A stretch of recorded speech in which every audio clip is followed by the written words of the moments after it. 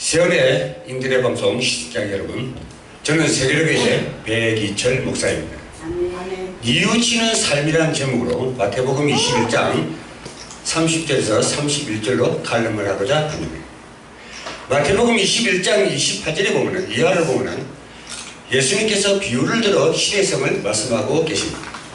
어떤 사람에게 두 아들이 있어 포도원에 가서 일 좀 하라고 했더니 큰아들은 가겠다가 하였으나 작은 아들은 싫다고 하였습니다. 그 후 결과를 보니까 가겠다고 한 아들은 가지 않고 가지 않겠다고 하던 작은 아들은 뉘우치고 포도원에 가서 일을 하고 돌아왔습니다. 주님께서 이런 비유의 말씀을 통하여 그 시대를 깨우쳐 주신 것입니다. 이런 말씀을 한 것은 그 말씀을 들을 수 있는 대상이기 때문에 당시의 현실이 그렇게 했기 때문에 그렇게 비유로 말씀하신 것입니다. 바로 유대인들이 바로 한다고 해놓고 못한 사람입니다. 하나님이 유대인들에게 기대를 엄청 걸었습니다. 근데 유대인들이 기대를 이루지 못하고 오히려 기대를 하지 않은 이방 세계의 신약의 역사가 일어났던 것입니다. 유대인들은 하나님을 믿고 섬겼으니 하나님은 얼마나 기대를 걸었습니다.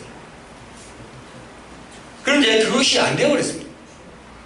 기대를 걸었는데 안 되면 그거 참 속이 무진장 상하는 것입니다. 기대를 어긋나게 하는 것도 바로 죄입니다.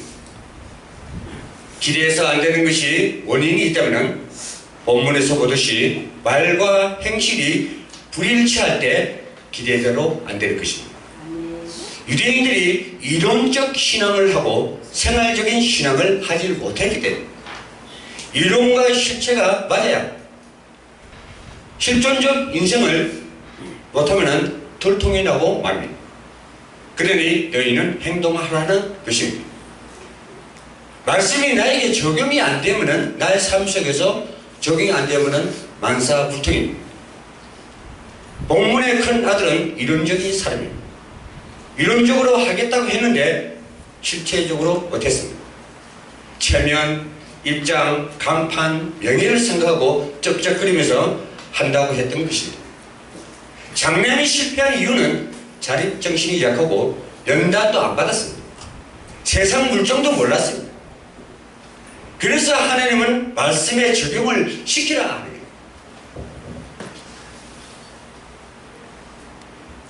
의지적인 철인의 사상과 마음이 없었기 때문에 못한 것입니다. 반면에 작은 아들은 뉘우침으로 회복할 수 있었고 복직될 수가 있었습니다. 그리고 그는 실존적 사람이었기 때문에 실존적인 사람이 성공할 수가 있는 것입니다. 이론적인 사람은 성공할 수가 없습니다. 말씀이 삶 속에 적용이 안 되기 때문에 할 수가 없다는 것입니다. 처음에는 다 한다고 합니다. 후에 안 한 사람은 겉은 살았는데 속은 썩어 문드러졌어. 행동의 새술이 날 수가 없습니다. 안 한다고 하고 후에 가서 하는 사람은 겉은 썩었지만 속은 썩지 않은 사람입니다. 속은 생생해서 가서 실천을 할 수 있는 새순이 난 것입니다. 다시 말해서 뉘우치는 마음이 생긴 것입니다. 사람이 뉘우침으로 인해서 다시 복귀할 수 있고 회복할 수가 있습니다. 뉘우침이 없으면 복직할 수도 없습니다. 누구든지 자기 책임 분담을 못함으로 타락이 오게 된 것입니다. 또 타락한 사람들은 인간의 책임 분담을 함으로써 회복되어 올라올 수도 있습니다. 뉘우친다는 말은 다른 말로 표현하면 회심한다는 말입니다. 회심이 없으면 성장할 수도 없고 발전도 없으며 하나님과 사이도 안 좋아집니다. 또한 하나님이 보낸 자와의 관계도 멀어지게 됩니다. 결국은 뭐냐? 하나님의 심정을 모른다는 거예요. 속된 말로 얘기하면 불효하다.